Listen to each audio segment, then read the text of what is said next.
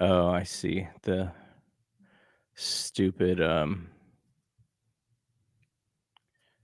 the stupid, premium X accounts thing started already. Yeah. What an idiot. Okay. We are live.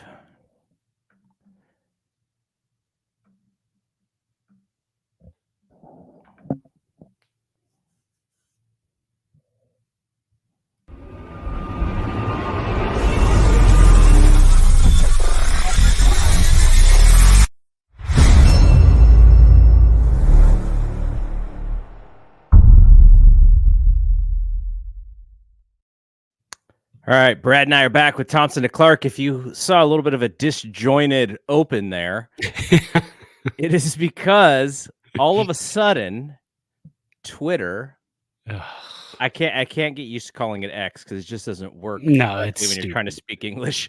Yeah, Twitter exactly. has stopped regular members from streaming to their Twitter accounts, so you now have to have a premium account. And hey, if somehow we could take advantage of our content being on there, I would definitely pay for it. But as far as I can Oh, tell, yeah. there's no way. So we are not streaming to our Twitter accounts, but we are still streaming to YouTube. And we have a very fun show scheduled today because Brad and his family were in San Francisco for a good part of the week. They went to a concert, and then we went to 2 baseball games. We got to go on the field. We got to hang out with John Miller and Dave Fleming and Darren Chan for a couple innings. And so, all in all, if the Giants would have won, it would have been like the perfect week. Oh, yeah. But they just had to lose both of those games to kind of they tried to ruin it for us is what they Well, did. and one of them we had a 3-0 lead in the first, right? I mean, that's how did you know, come on, Giants. It's one of those seasons that's just up and down, back and forth. We take a lead, we blow a lead. The other team takes a lead, we come back, we win the game. You can't predict this team at all. There have been seasons where we've been like, hey, we feel like there's a script. If this happens, then this is going to happen. If this happens, then this is going to happen. Then if something happens where we, have a blown save, then we go, wow, that's way off script. Well, something like yesterday, last game of the first half, where we had a blown save. That's kind of on script right now. We're going to talk about that Oh, good because Lord. I thought I was heated, and it turns out Kruko was more heated than I was. So we'll talk about his Good, comments. man.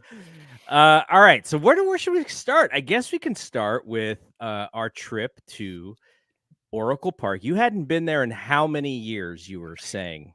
18 years. 2006 was the last time I was there, and Ray Durham hit a 3-run walk-off. It was against the A's in interleague play. It was like June of 2006, somewhere in there. So, yeah, 18 years. Wow. It's a long time. I mean, That's a very long time. obviously, it's hard probably to remember what the ballpark looked like 18 years ago. But when you were there, did it feel the same? Did it feel different? What was your feeling when you walked back in there for the first time? It I think it felt the same walking in there. So that being said too, I've before 2006, when we lived in the Bay Area up to 2003, I'd probably been to like 10 games or so since the ballpark opened. Um Actually went to in 2000, we went to the very first concert ever held there at the stadium. It was Macy Gray, Black Eyed Peas, and Dave Matthews Band. What a combo, huh? I mean, it sounds like a festival, but it was it was the three groups. That was in 2000. But yeah, going in, it felt really the same, which is good. It felt like home. Um, Walking around, of course, back behind the scoreboard and everything, there were some things that were different back there. I think, when I used to go back 18 plus years ago, back behind the scoreboard, it was just kind of an area to hang out. There wasn't much going on. I think there was, you can get your cha-cha bowls back there, you can get Mm-hmm. your crab sandwiches, but other than that, you couldn't get much else. Now they have that whole horseshoe back there, kind of Yeah. like a food court you find at the mall where they have all these different things. Um, and I thought that was really cool. They had like chicken sandwiches and all Yeah. kinds of other things. Um, Denise and I were talking about it, and we were like, man, we gotta try to go once a year to these games because you want to try the food. I mean, you go to one game and you can try some of the food. I mean, Yeah. but you get filled up. You're only there for a short period of time, and I will talk about that later because that irritated me. The short amount of time that you're in the ballpark now versus in 2006. Where they when get you out of there, man. Yeah, exactly, and they shove you out. I mean, when the game's over, they try to shove you out, but so, yeah, just being able to try, like, "Oh, I wanna have this beer, and then I wanna have, this crab noodle." Well, after that, you're kinda full. Yeah. So it's like, "Well, I can't really get anything else because 'cause I'm full at this point, and I don't wanna leave my seat because of the pitch clock. Things are happening so fast, So we don't wanna fast. go." Yeah, when we went up to, the KNBR booth, with Darren Chan, and we were hanging out up there, um, before I knew it, 2 innings had gone by. And we're like, Yeah. "Whoa, that Yeah. was that was 2 innings, it's gone." But, I wouldn't trade that for the world because we had a blast up there. Darren, got to show us around and Yeah, show us we'll all talk the we'll equipment and talk stuff. about So, yeah, that. yeah. It deserves its own little Yeah, segment. for But sure. continue with just your Yeah, thoughts of the so park. we tried to on the first night. I said, okay, gates open at 5:15, and we're a 5-minute walk from the hotel. So I kept telling the girls, I was like, be ready because gates open at 5:15. I want to be there like 4:45, 5 o'clock at the latest. I want to get in line. I want to get in right when the ballpark opens because I don't remember where I'm going. And Uh, your daughters, their first time being there because, like, the yeah. last time you were there was probably the same year that your oldest was born, right? As a matter of fact, that's why we were there. So in the East Bay, the family put on a baby shower for Denise, There and you go. she was pregnant, only 2 months away from having Layla, our oldest at the time, and she's almost 18 years old in 2 months here, in 1 month actually. So yeah, that was the last time we were there. So myself and Denise's brother and his dad decided at the time, like, well, since they're going to do that, let's go to a Giants game. So we Yeah. sat on the third deck, kind of looking out to right field.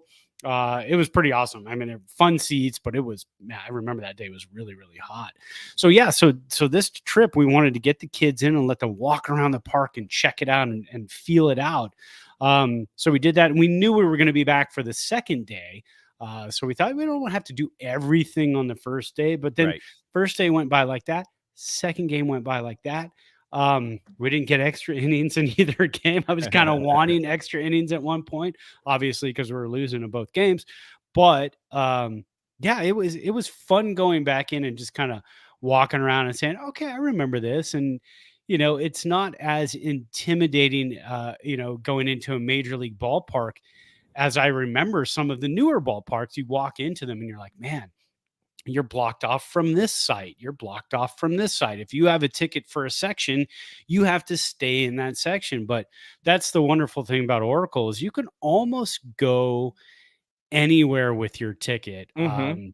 On the main concourse, you can go all around the ballpark. You can take laps around the ballpark the entire game if that's what you want to do. Yeah. Grab a beer and go for a walk. So that's what I do remember about the ballpark, and I've always loved that. When they open Aces Ballpark, Greater Nevada Field here, uh, God, now it's 15 years ago.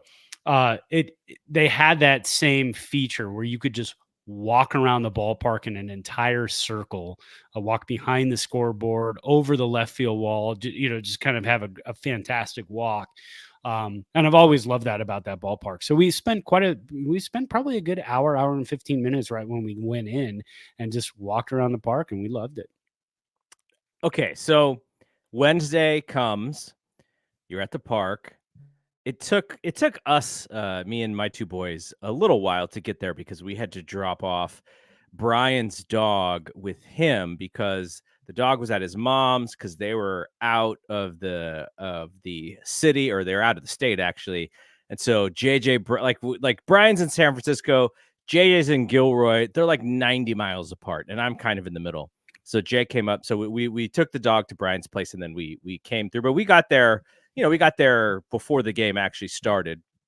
And Wednesday, the Giants started great. They got 3 in the first. That looked like they were gonna kind of just run over the Jays. They had won the night before in a kind of a wonky comeback, wild pitch scores the winning run kind of game. And so we're kind of sitting high, and Brian, who is my co-host on the Death Lineup, and Roderick Adams, who is my co-host on We Want Winners, they were also there. So it was the first time that everybody who does a podcast on this network was in the same place at the same time, which was super fun. If you want to go to our Instagram, we've put the photo up on the Instagram.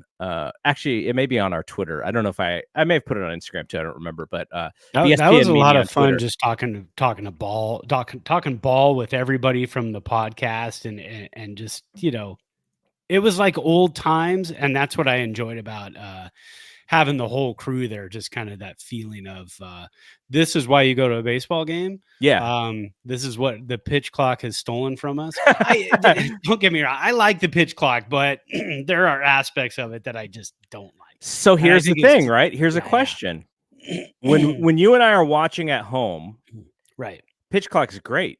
It's fantastic. But when you're there, turn it off. You wouldn't mind an extra 5 to 10 seconds per pitch, right? Yeah, absolutely. Yeah, that, and hey, take a mound visit, relax, so I can get up and go to the bathroom. Because that's the other thing too, is I ran as fast as I could. I had to go to the bathroom, and I knew, like, once we got up and the bottom of the ninth was over in that first game, we still got to walk out of here, but I want to hang out a little bit. Yeah, and then I got to get to the hotel, and there's nowhere to stop to go to the bathroom in between, because I don't want to use the restroom when the game's over, because then it's packed and then you got to wait.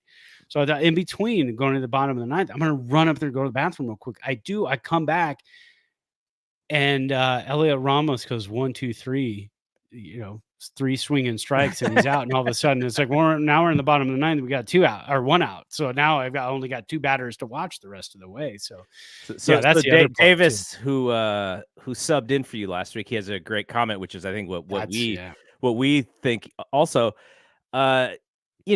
When at home, it's just a much more enjoyable experience. You're actually willing to watch more games at home because it's not as long of a process, or even, you're kind of keeping track of the score. You turned it on in the 5th or the 6th, and you're only there for an hour to have to, and that's how long like a television show is. You're only locked in for an hour. So it is a much more digestible experience to watch games at home these days.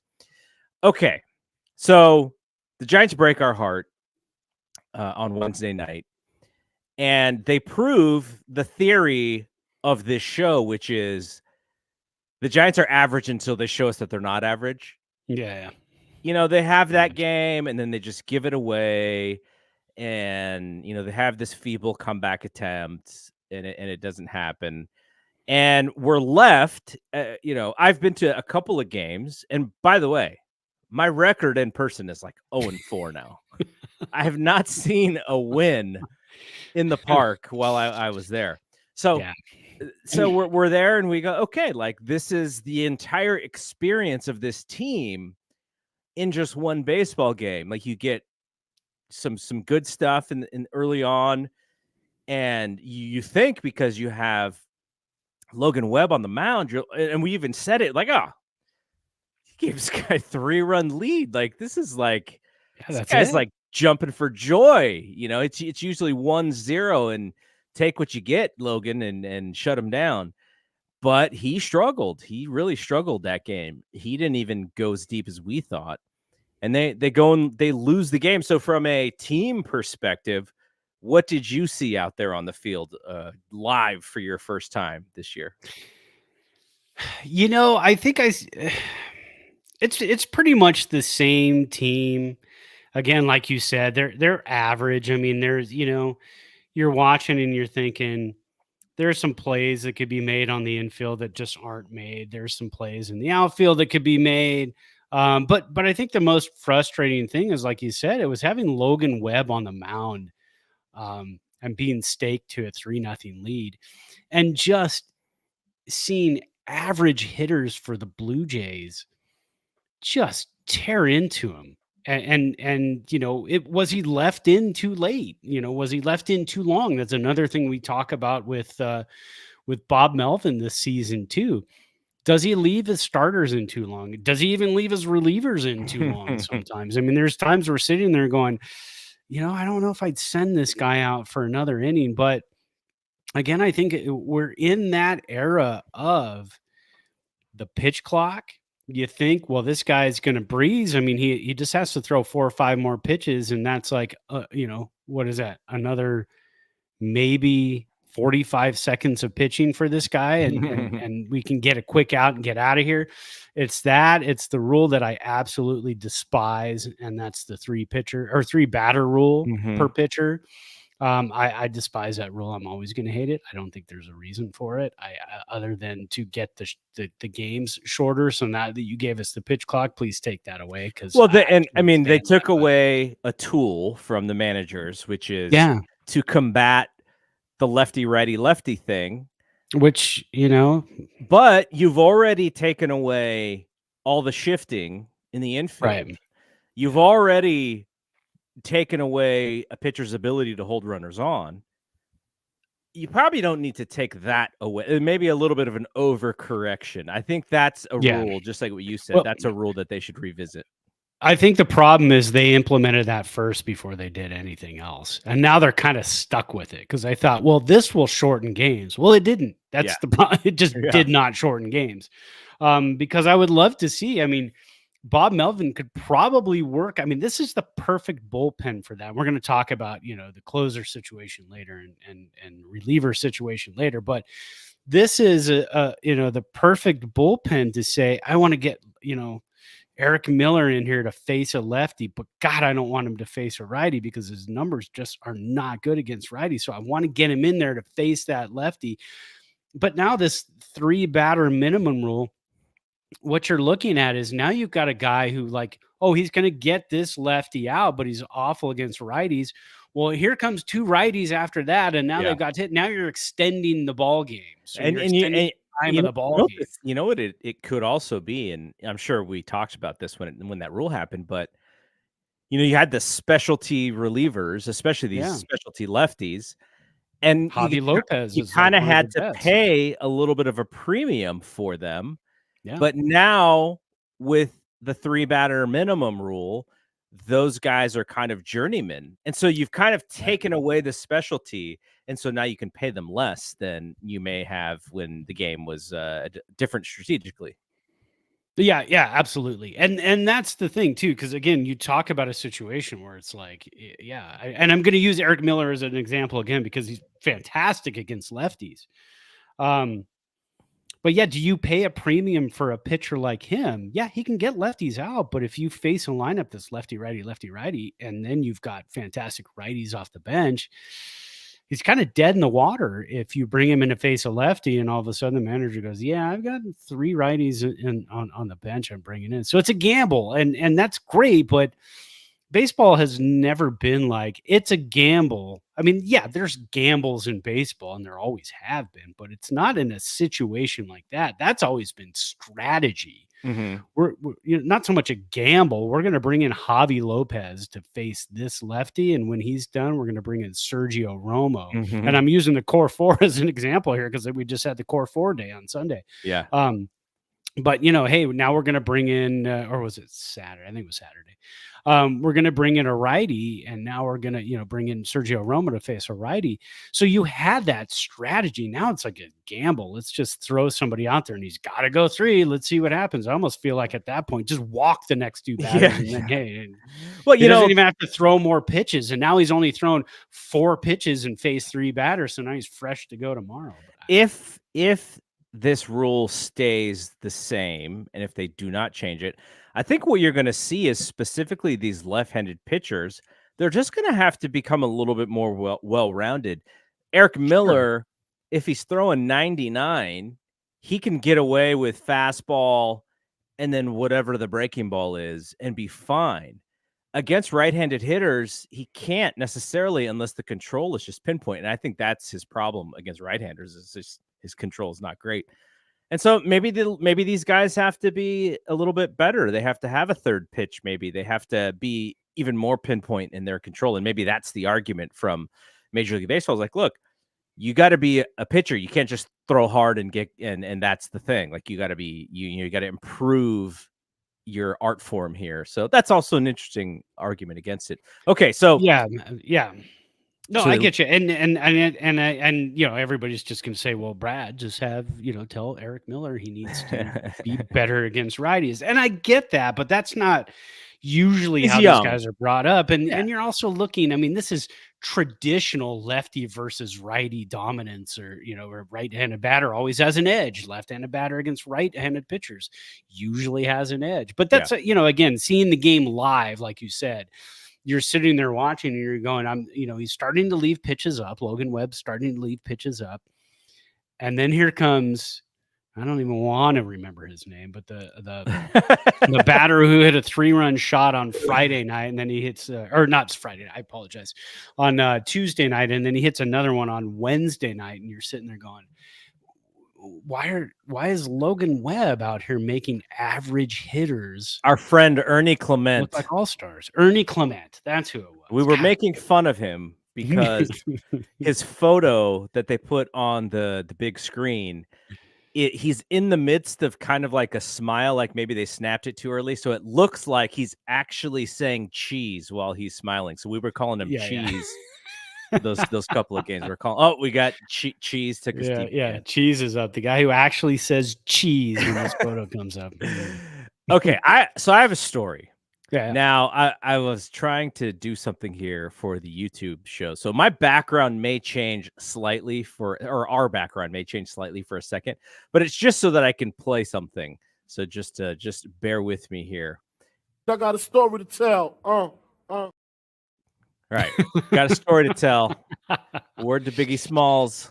Is this the sad story? This is the crazy story. So after this game is over, we all depart, and I'm walking back to the parking garage. Or not, parking lot, actually, not a garage. So I have this moment where I am fighting my own brain because I cannot find my car. So it's one of those things where the risk is that I feel like such a fool if I just like am in the wrong parking lot or I'm in the wrong area of the parking lot. And so I'm not really actively asking for help or trying to get any information or like texting anybody. I am pacing this parking lot because I cannot find my car. And so I retrace my steps. I'm like looking at the map of the parking spot that I had purchased earlier that day. I'm like, okay, I'm in the right spot. We had the landmark, of the pole that we were near.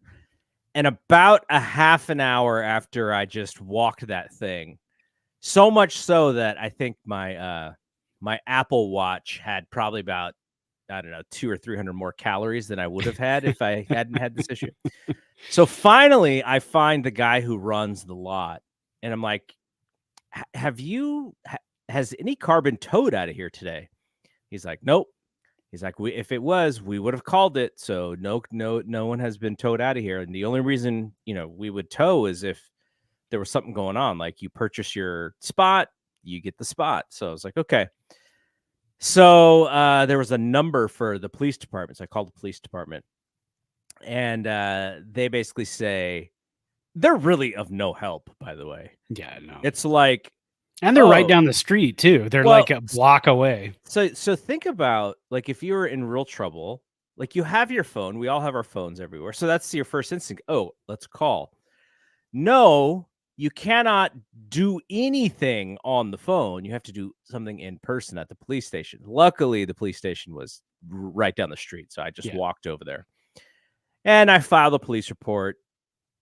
And the lady is who was very helpful. The officer was like, "Yep, the kind of car that you have, I could see if somebody did steal your car. They love those kind of cars," which I took to mean probably pretty easy to break in. Yeah. And I was reminded because I'd locked my keys inside my car not that long ago, and I called AAA to come help me get back into my car, and the dude was in the car in like 2 minutes. Like, it was so fast. I was like, So man, this is no glass on the ground. This was not a glass broken. so not until actually physically saw the car, but that was because of a crash. Now I'll get to that in a Yeah. second. So I'm just like, okay, this really happened. Somebody just snagged the car out of a parking lot. And so I called Uber, and San Francisco to San Jose is not the shortest ride, so you're paying top dollar for Yeah. an Uber to San Jose from San Francisco at 12:30 in the morning or whatever time it was by then. And my son is like, "Hey, remember?"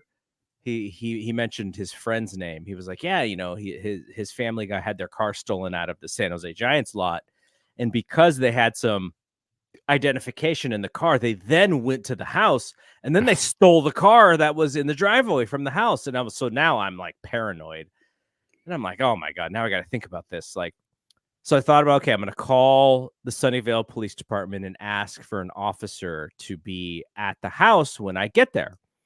And so I'm like, okay. And then I remembered, and this is why, this is not the only reason, but this is a reason to get married, because you have a significant other who is very smart. Crystal had ordered some Ring cameras not 2 or 3 weeks before. And I was like, wait, I can look on the Ring camera and see if there's anybody who had come to the front door or in the backyard or whatever. And I looked at the things, the notifications were clean. The last person was like the guy who delivered Amazon at, several hours prior. I was like, okay, I'm good. So get home, and you know how on your phone now you can actually set the phone to kind of like go into like silent mode throughout the night, so you don't get alerted with notifications and stuff. You don't get woken up. So I was like, well, I should turn that off because I want to know if somebody's going to call me.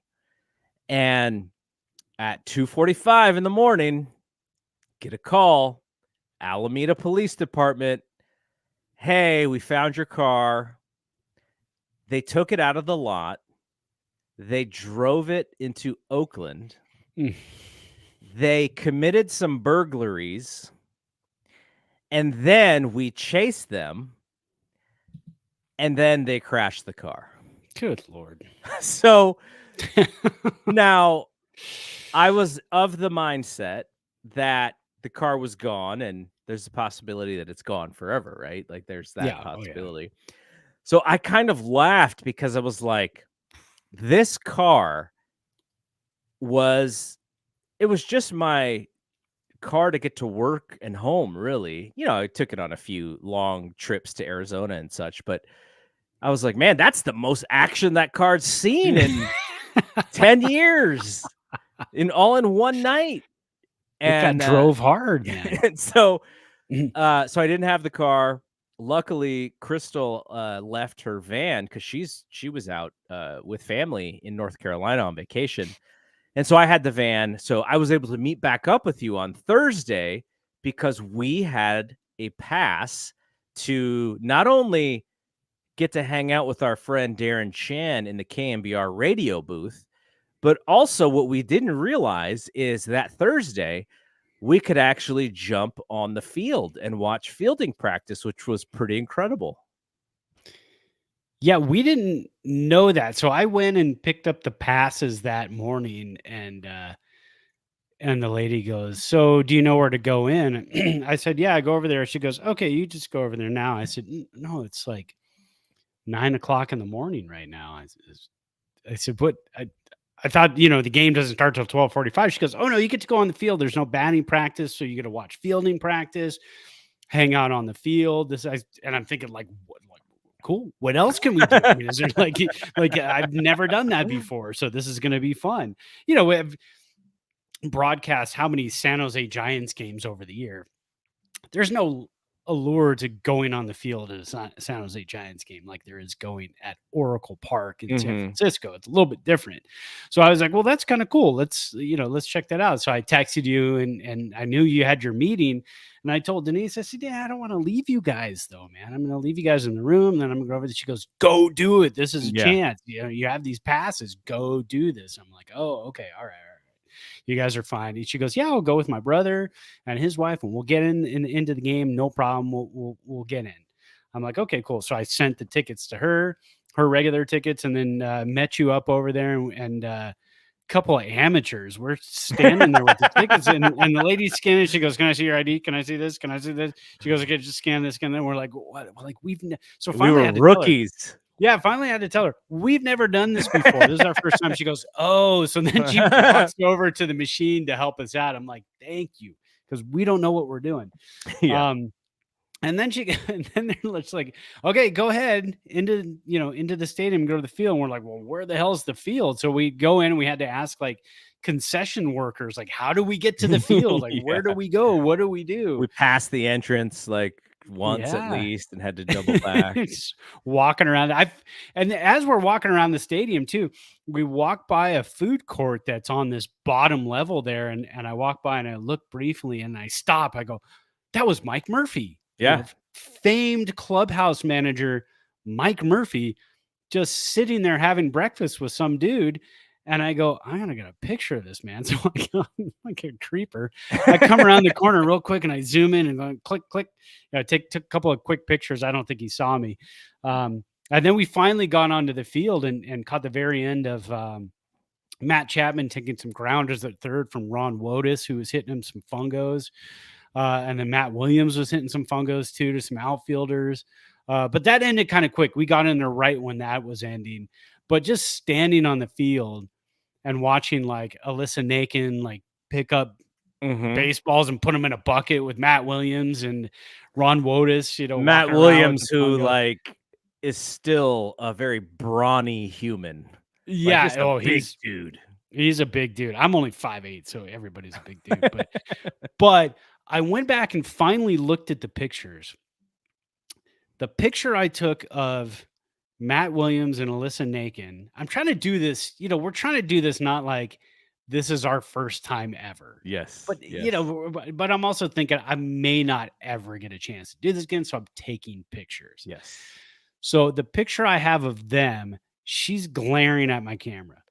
Then there's another picture I have of Matt Williams, Alyssa Nakin, like picking up baseballs and Ron Wotus walking away. He's glaring at my camera. So I'm guessing they're like, who are these yokels hanging out? Everybody else is on the field just like taking it in. But then after everybody left the field, families are out there and taking pictures and asking us to take pictures of them on the field. And so we're doing all that. So I'm like, okay, then I don't feel like such an a-hole for standing out here taking a million pictures. But yeah. Well, okay. And so let me, this is kind of probably weird for people to even hear, because the last time we would have really hung out would have been when my sons and I came out to Reno and we hung out and had pizza. But right across from Ace's ballpark. Right across. And that place was awesome. Yep. But before that would have been when we were in college, really. And so it's been, really 25 years or 20 years or whatever. probably 25 years since we've actually hung out together. And that was really just around the radio station. So what I know of you is through our podcast. It's through our communication. It's through our texts. And so when I see you in person, like I'll give the people a pretty good description of you.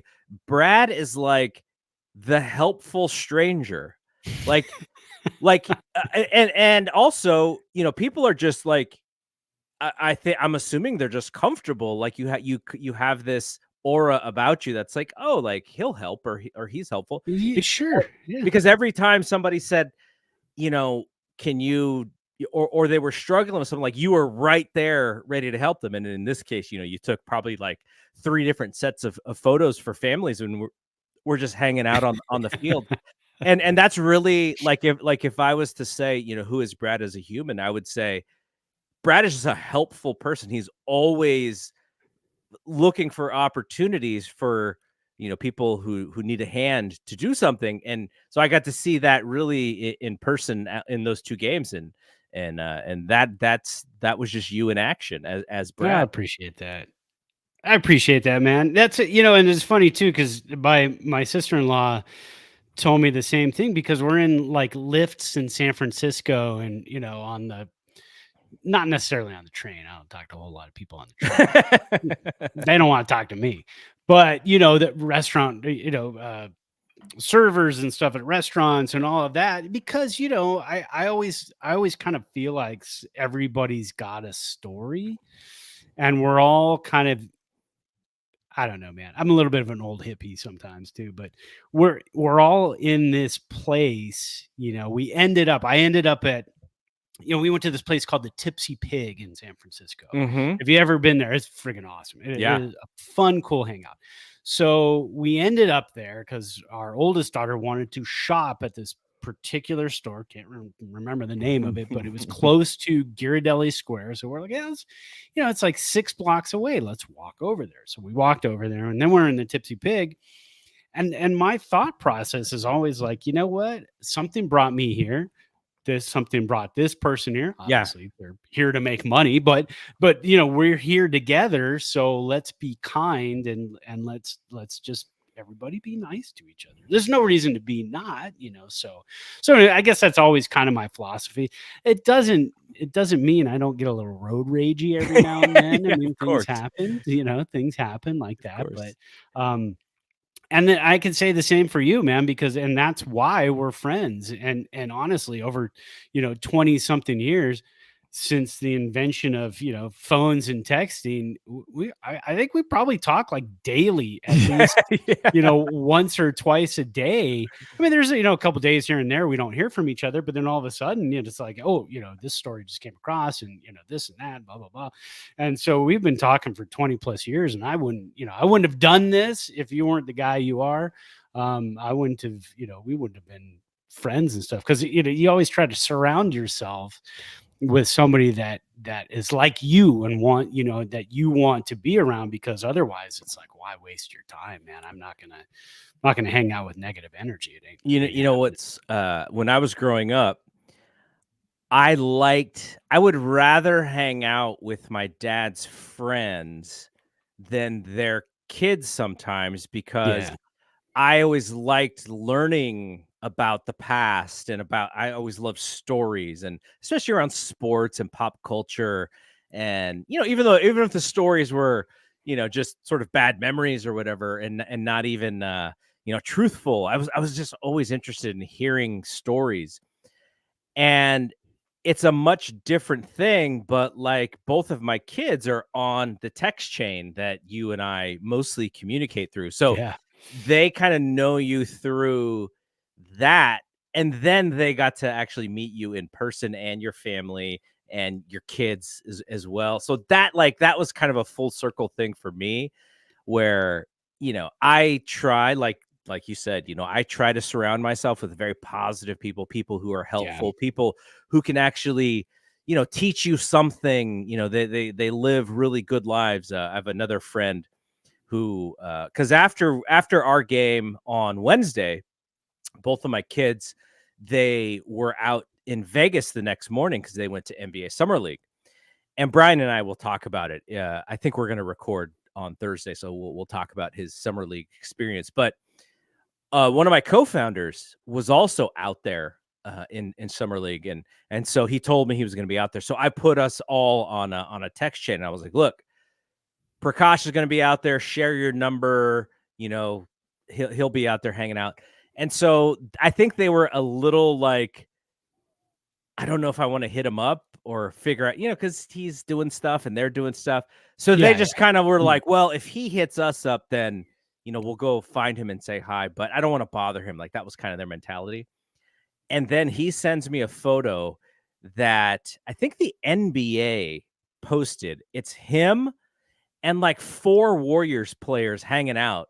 And so he was hanging out with like some of the Warriors players who he knows, wow. who I have kind of been able to see a couple times because of him. And I sent that photo to my kids and I was like, see, I told you to hit him up and you guys didn't hit him up. But they were doing their own thing. But it was just kind of Yeah, funny, for you know, because sure. you know, I'm not going to introduce everybody to my kids. I'm only, you know, I'm going to introduce the people who I think are real, you know, really good people. So that was And that's the key. that was a great thing for all of us, is to be there. And, you know, Rod had hit me up. People who listen to our podcast know that Rod goes through dialysis. And so before we all met up, he told me, he's like, hey, just in case, you know, just in case I'm a little antisocial, whenever I do the dialysis stuff, my energy is a little bit low. And I was like, don't worry about it, because like you're in a good group, like you're not in a, you know, an anxious or, you know, undisciplined group. And, you know, so then, you know, when we all got comfortable and we were chit-chatting and you know, I knew he was comfortable and we were able to talk. That was awesome, because the thing about Rod, and hopefully Rod and I are going to record soon, because I think training camp for rookies just opened up, or is opening up this week for the NFL. I didn't know Rod except through social media. He was on our old We Want Winners group, and I met him through then. And then I have since met him a couple of times, three times in person. And in addition to him doing the podcast. So, you know, our relationship as friends is evolving, and, you know, he's had a couple of things that, you know, are not the greatest happen to him. And I want to make sure that he knows that, you know, community is there for him. So that's being a part of this BSPN for him, I think is pretty cool too. So I was happy for just all of us to get together. So now we've kind of buried the lead here. Thursday, we go on the field. It's the 5th inning, and Darren says, bottom of the 5th, come up, meet me, and I will bring you to the radio booth. Before we actually went to the radio booth, did you envision, like, what did you think it was going to be? Like, who was going to be in the booth? Like, all that stuff. I thought they were going to bring us on the air and interview. No, I'm kidding. Nobody gives a rat's butt about our story. No, not those guys. Other people do, but not. I would have been prepared. I would have been ready. You would have been prepared. I don't know. I would have been like, nobody wants to hear about me. No, what I had envisioned was, going up there and maybe being kind of in the background, being kind of far away, being able to take a couple of pictures of them. Was really, really hoping for a picture with Fleming and John Miller. And again, being the 5th inning, I didn't know who we were going to be in the booth with. I thought, you know, because I know sometimes Kuiper and John Miller switch. It, you know, depends on the day and whatnot. But they didn't switch. And so it was Miller and Fleming. And that was a treat because, you know, again, John Miller is Hall of Famer. Absolutely. He's a living legend. I mean, one of the reasons, I mean, growing up and getting into broadcasting, he was all over ESPN at that time. We're talking late night, mid to late 90s. I mean, he was ESPN. And when you and I are growing up, we're listening to Hank Greenwald as the main radio guy. And when Greenwald kind of moves out, I don't even remember the time frame. I want to say it was like sort of the mid to late 90s. Miller is one of the guys who comes in, and we knew him from ESPN. I knew that he was like a Bay Area guy with the A's prior, but he was more well known as like a Orioles play-by-play guy. I think that was kind of where he came from. And very quickly, because him and Hank are very different, but very quickly, he really endeared himself to the Bay Area. And you're like, wow, we went from like Bay Area legend Hank Greenwald to like national radio legend and TV legend John Miller. And then the guy does like Vince Scully impersonation, and he can even do it in Japanese. Like, Yeah. what is this guy? Who is this guy? Well, and that's the thing too. It's funny because my wife's like, "You're rarely speechless." I'm like, "I know." And when I got up there, I was kind of like, when they started talking to us and asking us questions, I was like, "Oh my god," because you're starstruck a little bit. It's just the way it is. I don't get out to the ballpark very often. When I do, here I am meeting John Miller and Dave Fleming. But this tells you a little bit about who we are. Yeah. When the broadcasters are kind of the ones that we're interested in talking to, right? 100%. Like, I not to say, I really respect everything that it takes to become an athlete. And yeah, if Barry Bonds wanted to come chit chat, I'd be like, yeah, I'd love to talk to Barry Bonds. Sure. But if someone said, would you rather talk to Buster Posey or Mike Krukow or Dwayne Kuiper? I'd pick Krukow and Kuiper because they have the knowledge, they have the history, they have the stories, and they've been in my ear since I was a kid. I remember this. I called in to KMBR when I was probably, like, I don't know, 16 years old or something. And Krukow was a guest. I don't even remember the question that I asked him, but I did mention that, Robbie Thompson was my favorite player. And just like, and he's like so quick, like right away, he's like, yep, my favorite player too. Now, is Thompson his favorite player? I have no idea, but Krukow knows how to make you so comfortable, right? Like he's just so, like, such a conversationalist, he understands people very well. And so I will always remember that. But yeah, like those guys are who we kind of would rather hang out with. Like I always say, I'm more interested in the Tim Kawakamis or the Bill Simmonses or Krukow and Kuiper and guys like that versus, yeah, you hang out with an athlete. This person is busy and they're doing stuff and they got me. Like, I want to sit and talk to Krukow about baseball. That's what I would rather do. Yeah, 100%. And that's why when Darren said, "Hey, there's a chance we can bring you up and you guys can meet these guys," that was like the ultimate, because like you said too, hey, you want to meet Patrick Bailey for 5 minutes? Yeah, I mean, I know what he's gonna say. We're old enough to be his dad. We'd say, yeah, good job, good Yeah. job. And he's gonna say the same thing he does in any interview. He's gonna yeah. be like, "I just out here playing my game and trying to help the team and blah blah blah." It's because at that point I might have been like, "Yes, but can we interview him?" I'm not going to ask to interview John Miller and Dave Fleming. I'm going to listen to what they have to say to me, and that's what we did. I think we mentioned something about, I mentioned to Fleming that, hey, I was, sports director at KSJS when you were at Stanford. It's late 90s. He goes, "Yep, that's when I would have been there." And then John Miller turned and looked at me. He goes, "San Jose State Spartans." And I was like, "Oh my God." That's all I needed to hear. And I was so proud of that moment, being that we're two Spartans. Fleming is a Cardinal. Yes. There's a different echelon of kind of like, the Stanford Cardinal and what, if you go to Stanford, like just the stance that you the air of Stanford. Yeah. And but at the same time, it's like you and Dave Fleming were kind of in the same experience of young people who wanted to do radio. And then he even asked you, he's like, "Oh, like, so, you didn't do anything after that." And then you had mentioned, why and everything. And I was like, but then in the pandemic, I pulled him out of retirement and we got to do our podcast because his voice needed to be heard. They didn't ask, though, the name of our podcast and where they could listen. No, I think they're awfully busy guys. See, let's chalk it up to that. They're awfully busy guys. They don't have time to listen to podcasts. See, the thing is everybody's a podcast, right?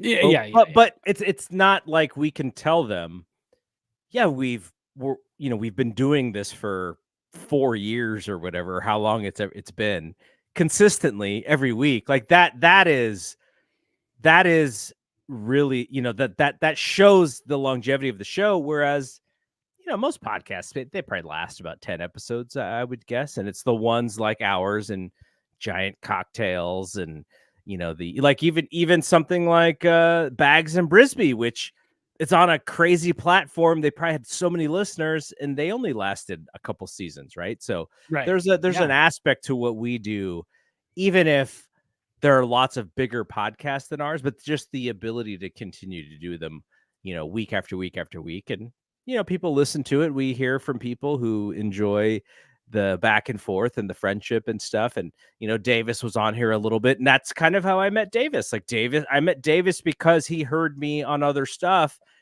And then he was like, whoa, you want me to do your thing? I'm like, yes, of course. You know how to do this. Like, come on in. It's a community, and that's the whole fun thing about it. So, it's you've got the broadcasters who bring you the game, they bring you the action, they bring you everything else. And then you have the podcast community who just kind of likes to talk about baseball. And I mean, they do too. Granted, have you got Fleming and John Miller, on a roll at a restaurant talking about baseball, they could probably do that for 2-3 hours. Yeah.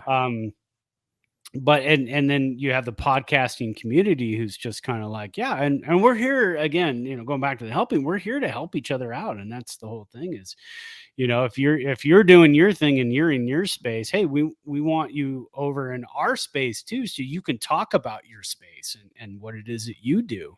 Because again, everybody's got a story, and it's all fascinating and fun. Yeah.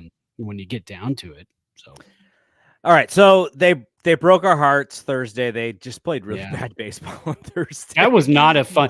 That was, everything else around that game was fun, but the actual game itself was not fun.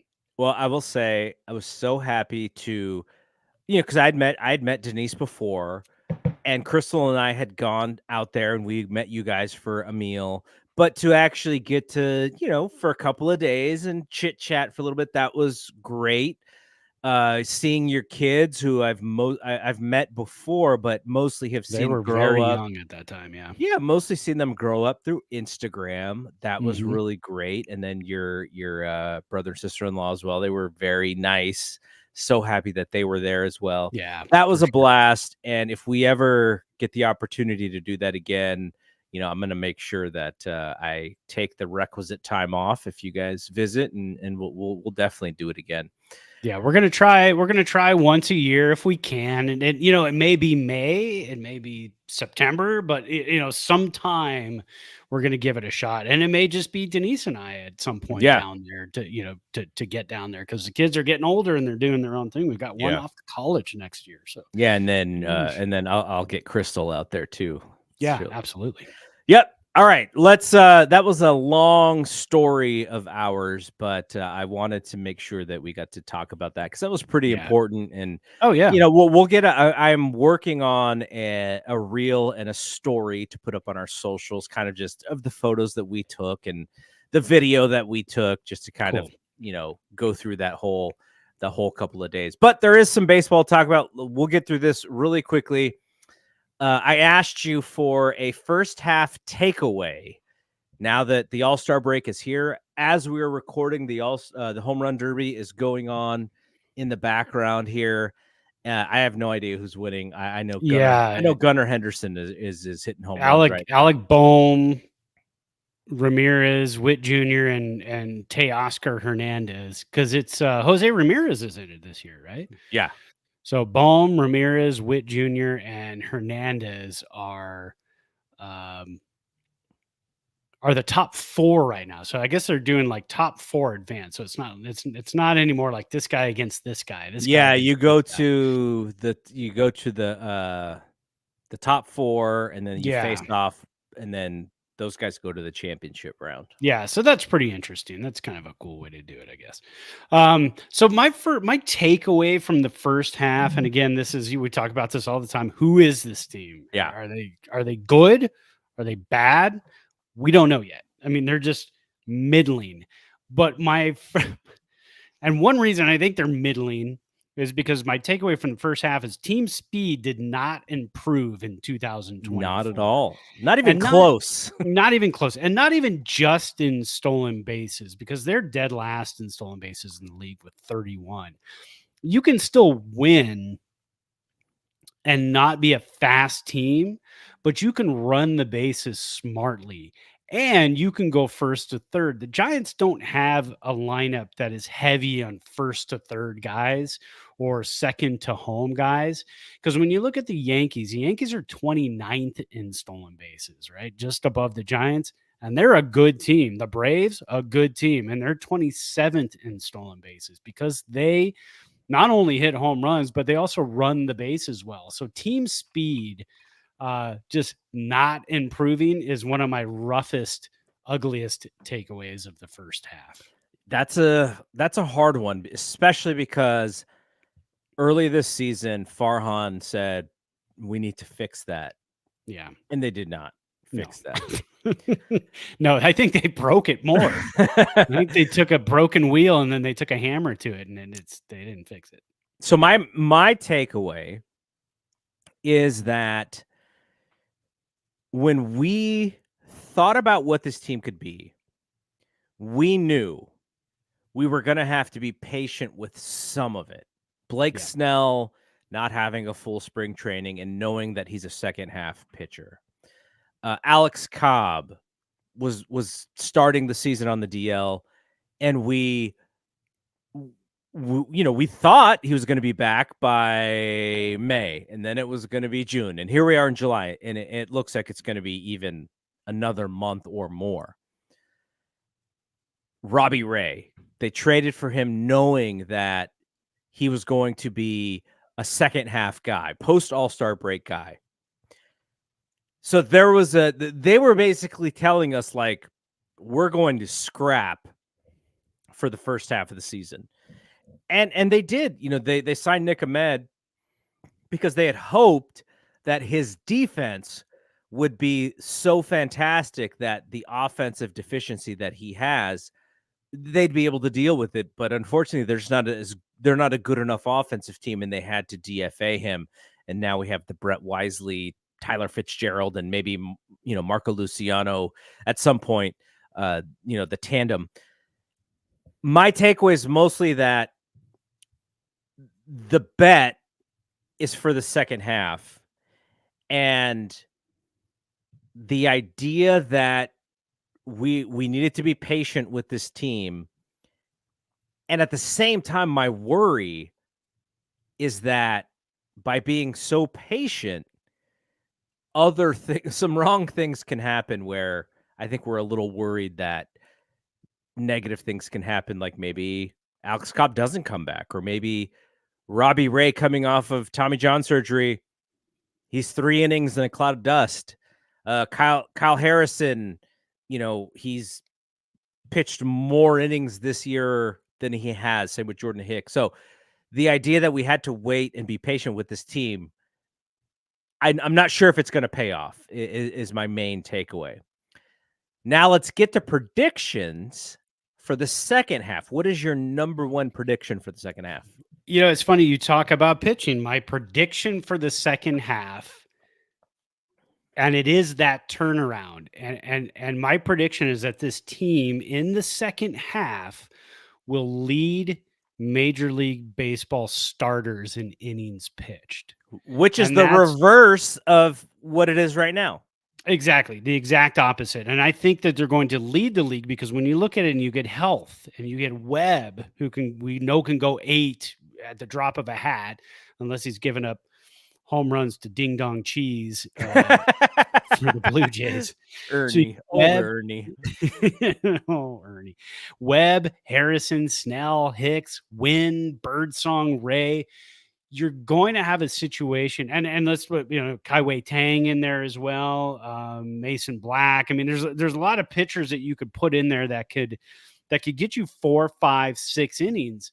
Birdsong is going to get more innings pitched. Harrison's going to get more innings pitched. But again, having a healthy Webb and Snell can allow you, and a healthy Ray can allow you to mix and match parts. So you're going to be able to stretch out the in-betweens of the starts. So you're going to be able to get guys like Hicks doesn't have to go every 5th day. Maybe Harrison doesn't have to go every 5th day, although he just did come off the IL, so he missed some time. So the more these guys, miss a little chunk of time here and there, sore sore arm, sore calf, whatever it is, you miss a week, you miss 2 starts, that can stretch you out towards the end of the season because a lot of these guys, they have not pitched like 110 plus innings Yeah. ever in a season. But I think having Robbie Ray back, Alex Cobb later, having Webb healthy, having Kyle Harrison healthy, having all those guys healthy, I think is going to allow them to kind of stretch out in between starts and just boost up those innings pitched and hopefully get 5, 6, 7 innings pitched. I mean, we saw Blake Snell go 7 innings yesterday. 70 something pitches, right? Almost 80 pitches in 7 innings. And he's coming off the IL, very much unlike him. Very much unlike him. And if it wasn't for him coming off the IL and only pitching in his second game since, he probably would have gone to the 8th inning, no problem, and possibly even the 9th inning, which again is very, very un-Blake Snell-like. So that's my prediction. It's a little bold, but yeah, I think they're going to lead the majors in innings pitched for starters in the second half. That's a good one. My prediction, and this prediction is only because of still Giants being as 500 as we just said that they were. Yeah. They still are fighting for that wild card. They are 3 games behind the Mets. And we've watched them play the Mets and we've watched them beat the Mets. The Mets are no killers by any way. It's the Braves, the Cardinals, the Mets, the Diamondbacks, the Padres, the Pirates, the Giants, the Reds, the Cubs. We're all like right there. And I think if Farhan wants to save, not even save his job, who knows? Maybe he's just tired. He's like, man, this job is hard. But he's competitive too, right? He doesn't want his strategy to be proven wrong or whatever. I think they're going to go get a bat. I don't know who that is. We've made our suggestions. We've talked about Bichette. We've talked about Chisholm. They got to get somebody because they are lacking bats. We're watching these games, and we always kind of joke about, runners are on base. Who's coming up? Because that guy is going to leave those guys on base. Sometimes it's Yastrzemski, but then and other times he wins the game with a triple and and an error, and they score the winning run in the last inning. But I think they're going to get a bat because I think in order for Farhan's for all of the work that he did last year in the offseason, for any of that to make sense, they have to keep going for the wild card because of the idea that Chapman and Snell and Robbie Ray, they could all leave next year if they wanted to. Yeah. I'm not saying that they are, and I don't know what their leverage is. But if the Giants go, nope, we're at the trade deadline, we're selling all these old players, you're basically saying our offseason was a lie, but it just wasn't great. And I don't think Farhan can actually do that. I think he actually needs to do the opposite, which is they need to be buyers because he needs to get to that 6th playoff spot, that 3rd wild card. And it's got to be by hook or by crook. And if you really believe what your prediction was, which is that the starting pitching is going to bounce back and really be the story of the second half, then you need a bat to complement that. Jazz, Bo Bichette, whomever else that is out there. There are some holes in this lineup that they need to fill. And I don't know if Eliot Ramos, who is an all-star, is going to be able to sustain the great first half that he's had. Right. Just fantastic. He could wear down. He's never produced at this level like that. Matt Chapman, I think, has been a solid bat, but is kind of what we thought when it came to batting average. Lamont Wade continues to have this injury that seems like it's just going to stick around, but he's been a solid bat. But we got a lot of guys, who are like, and this is no shade at any of them, but when Wilmer Flores comes to the plate, in your mind, are you like, yay? Or are you like, Oh, Wilmer's up again. Like, right? Yeah. This is part Pretty of what much. we feel as fans, and fans are buying tickets. Same thing with Yaz. As solid of a right fielder that Yaz is, as really good of a fourth outfielder that Yaz is, when he comes up with runners on, I just assume he's striking out. That's just kind of what I assume from what I've seen. Ramos is there. Maybe Soler heats up in the second half. I think Brett Wisely has been a great surprise for the team. I think Tyro has been a little bit of a disappointment, and hopefully he can bounce back, but he's also dinged up.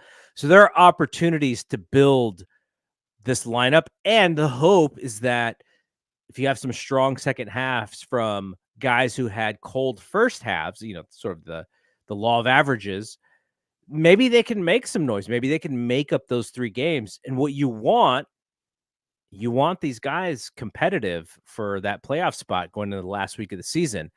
And I think you need another bat. So that is my prediction that they're going to grab another bat. Yeah, that's a good point. And to, just to defend Yaz, because I love him and I don't mind him as a fourth outfielder. So if Matos and Ramos can continue doing what they do, if Matos can turn it back on, Yaz still has an OPS plus of 116 this season. That's a great outfield bat. That's a great fourth outfield bat. And then defense, you can't discount the defense. So I'm good with him. Still being able to come in. Yeah, I mean he does strike out, but to still have that pop and still be able to get base hits and still be able to field almost anything out there. I think it's good. I don't know how much more you can improve that, where you can improve that. I know AJ Pollock's out there. Wants AJ Pollock. Nobody wants to repeat the AJ Pollock 2023 debacle at the trade deadline. So yeah. All right. You mentioned the Camilo conversation. I sent you a text yesterday after Blake Snell goes 7, dynamic. Just that is the Blake Snell that Giants fans were hoping was going to be there. Now you want to see him repeat that. I mean, he's not going to be able to repeat that every time, but he was dominant. And when I think it was Tyler Rogers who got through the 8th, and then when it was the 9th inning, I was like, come on, man, I don't want to mess with this game. And of course, Camilo gives it up. They tie the game. They got to bring in Ryan Walker, and Ryan Walker shuts it down, and the Giants win in the 10th. I was so frustrated because Camilo's not having the best year. Now, when it comes to like save opportunities versus saves, I think he's only blown 4, maybe. But there have been other moments in non-save opportunities where he has just been really bad. And I get it. Like sometimes closers with that mentality, those games don't matter as much. But also the Giants lead the league in reliever innings, and he has to know that there's some mop-up opportunity for him because he doesn't pitch as much as some of these other guys. Right. Mike Krukow was on KMBR today, and he lit into Camilo. Now, he's been negative on Camilo's attitude before from this perspective of, he's a closer who doesn't seem to be interested in pitching in non-closer situations. But Krukow's point was everybody's tired. Everyone has pitched over the amount of innings that they would normally pitch, and you haven't. So sometimes you just need to be a team player. You need to be part of this staff and help out. He was really mad at I think Camilo walked somebody it was like he had the count 1-2. It was not a good hitter. Eventually ended up walking him, and Krukow was so mad, just like you have to take that guy. You have to dominate that guy. You don't give up a walk in that situation. And I didn't even think about what would it take for him to not be the closer, just because he has been for like the last 3 years. Is there a possibility that Camilo Duvall is not the closer this year? Could the Giants trade for one? Could Ryan Walker slide into that role? Could Taylor Rogers slide into that role? Have we, is this a opportunity? I don't think they're going to trade him because he's so young. Like, why would you give up an arm like that unless you get just a giant bounty in return? But you have all the options on him. But yeah, it did cross my mind that maybe he's not the guy for that role for this team. Yeah, it's tough because that's ping-ponged back and forth in my head for like the last 2 seasons. Because, when he first came up and he was having a little bit of trouble in the 9th, but also dominant in the 9th, you thought, well, he's going to grow. He's going to grow into this role. And here we are 2 years later, and we're thinking, I don't know, man. When that happened yesterday, I finally popped into my head too that I thought, if you've got a closer doing this in July, is this the guy I want on the mound once we fight to get into the playoffs? Is this the guy I want on the mound in October? If he's still having these struggles where he'll get you 3 or 4 saves and then he'll just look really ugly in one, and then he'll come back and, be in a 9-1 ball game and give up 4 runs. And you're like, man, that's that, do you start looking at other guys on the roster who've got that mindset, that FU mindset? I'm going to get on the mound. And I think that's what Kruka was alluding to. You can't go 1-2 on the leadoff hitter in a 2-run ball game and then walk him. Yeah. Because that's not an FU mindset on the mound. That's not like, I'm coming at you and you're not going to hit me. That's how I'm going to dance around a little bit. And I'm not sure of this pitch and my control's off a little bit and just kind of, not throwing strikes. And I think you've got guys. And again, I talked about it earlier, Eric Miller. Do you give Eric Miller a shot? But again, not good against righties. He's given up 6 home runs against righties this season. I think I pegged his numbers up here earlier as a bookmark, and just looking really quick at his splits against righties. Righties are hitting 237 against him, but he's given up 6 home runs and 16 runs against lefties. They're batting 130 against him with only 2 runs and not a single home run. I mean, he just goes out there and mows lefties down, and that's kind of what he does. Do you also look at Ryan Walker, who's got a little bit of experience? He closed out the ball game yesterday. Mm-hmm. And then you got Taylor Rogers, who does have experience when he was in Minnesota, and I think a little bit in San Diego as well. In the closer role, and those guys again do they have the FU mindset, and that's what you need as a closer, and I think that's what the Giants need to kind of start to look at, because again, if this team is going to fight, it's going to be 26 men. It's not going to be 26 men. It's going to be 40 men. You got to use your 40-man roster.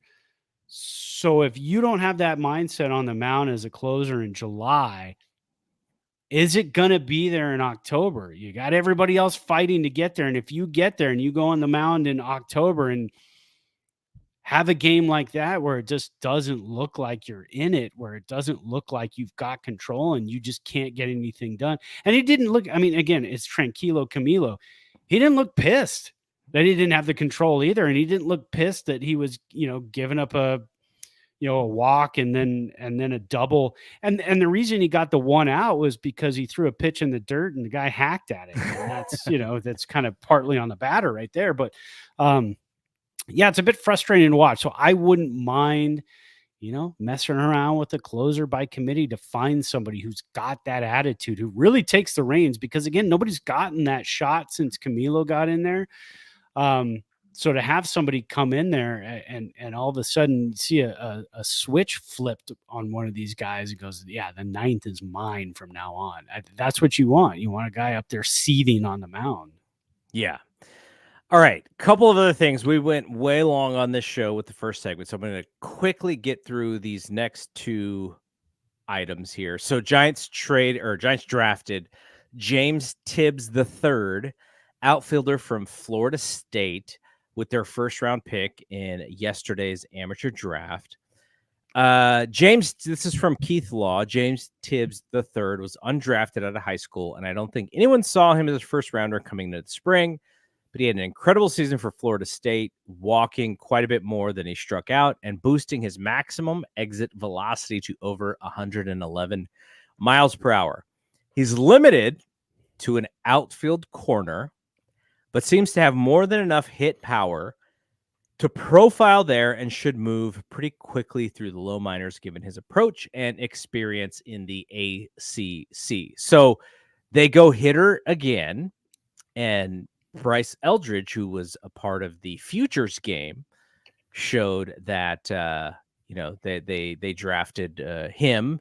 Now Reggie Crawford was kind of a hitter, but I think they're specifically having him relieve now. He's kind of lefty bullpen arm, but they with the DH, you need more heavy bats, and I like the emphasis on the bats because they've gone some drafts where it was like all pitchers, and they're still trying to find the all the fruits of that.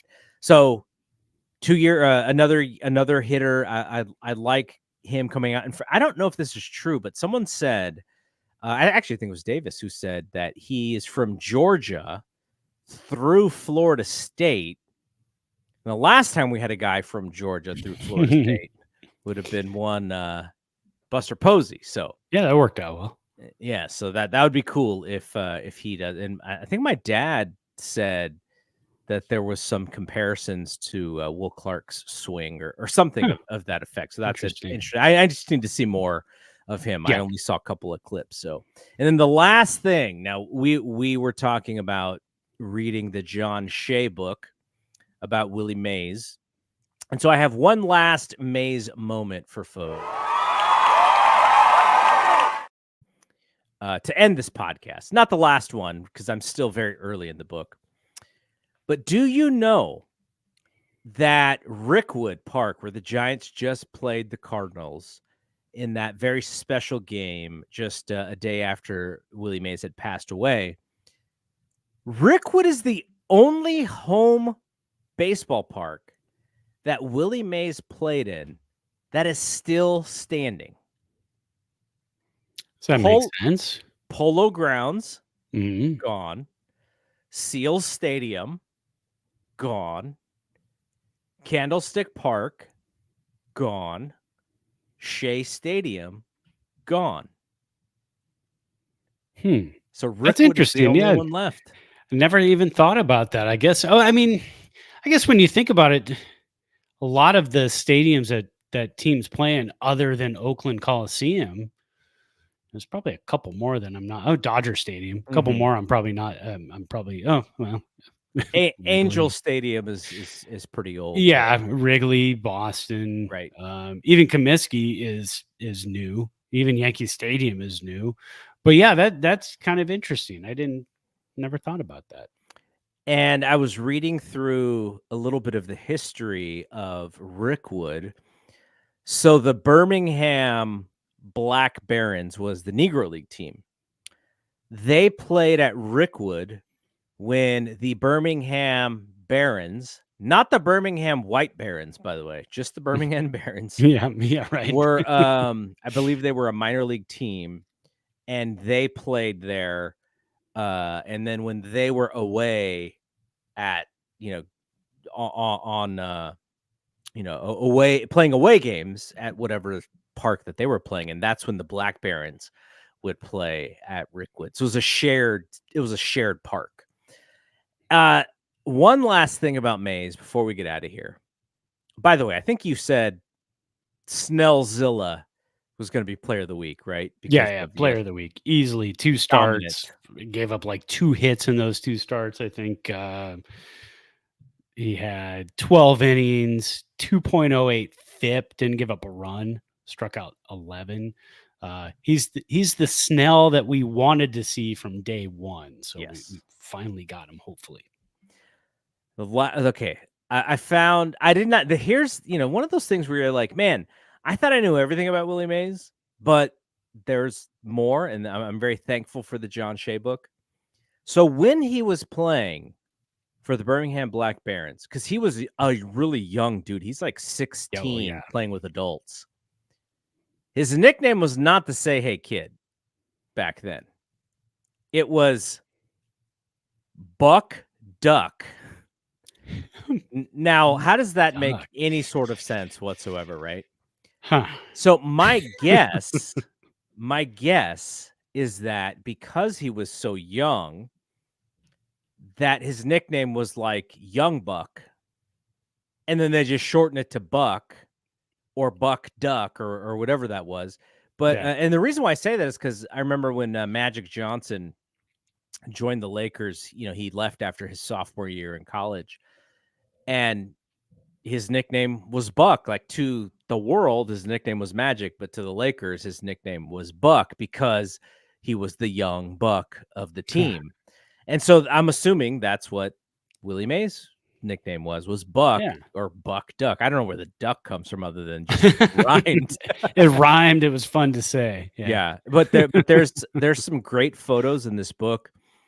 And one of them is when they go to the World Series, the Negro League World Series in 1948, I believe. So like I said, Mays is a teenager. And they're celebrating their championship win to get into the World Series. And there's like a bunch of men. And then you see this out in the upper left corner. Someone's got Willie Mays in like a little bit of like a hug, half headlock. And it's like, wait, there's a child in this room with these adults. Who is this child? Yeah. And that is like, he was starting center fielder as a 16-year-old playing with these grown men and contributing to this team. So that just that funny. photo itself, I was like, wow, he's such a baby in this photo. Oh yeah. And he's playing with these men and contributing on this stage, which was kind of crazy. So, Oh yeah. all right, that is the Mays moment for this week. And like I said, we're not going to do them every week, but when I have a chance to get into the book and I find some stuff, I'll bring it up here as we celebrate Willie Mays. Last thing, All-Star game on Tuesday. I'm going to record it for sure. I want to see Elio get his at-bat. Hopefully he gets at least one. I'm not sure if I want to see Logan Webb pitch. I'd actually be pretty happy if he didn't. But for him, like, if he wants to pitch in that game, I hope he does get to pitch. But Giants represent, happy for those guys. And, the All-Star game isn't what it was like when we were kids. But still, for the first few innings, it feels pretty fun. And last year's game, I thought, was pretty darn good. There's some moments. I think Camilo got to strike out Julio Rodriguez in like a really cool moment. So hopeful for the Giants, and just give it, support your guys. And I know Elio, he was interviewed, and he's like, I'm just so happy my guy Webby is here, because I mean the guy's like so young, like he's like, why, bright-eyed, bushy-tailed.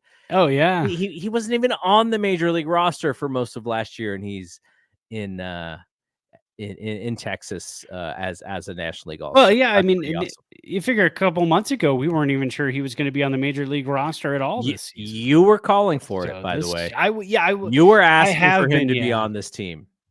Yeah, because I knew if he got regular starts, we would see something. We'd at least know who he was. Yeah. I don't think, over the last couple of seasons, we haven't been able to really tell because he hasn't had that consistency.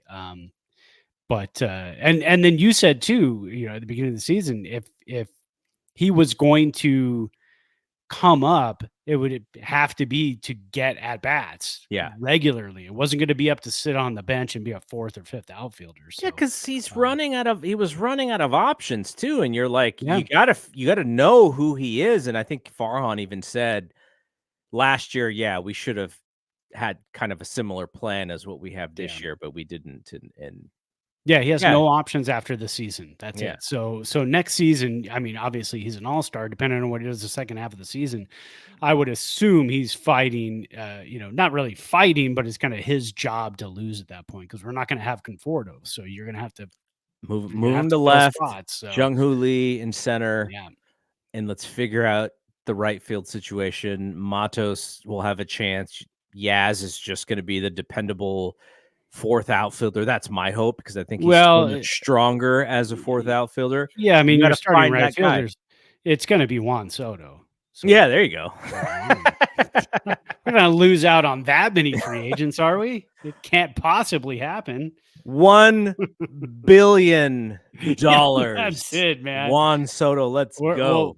We'll do an Ohtani contract. We'll pay you to 2097, and then Exactly. that way get it all. All right, I want to let Brad go. We don't usually go this long, but I feel like we had to tell our story of what it was a very memorable couple of games for us. It was a different, yeah.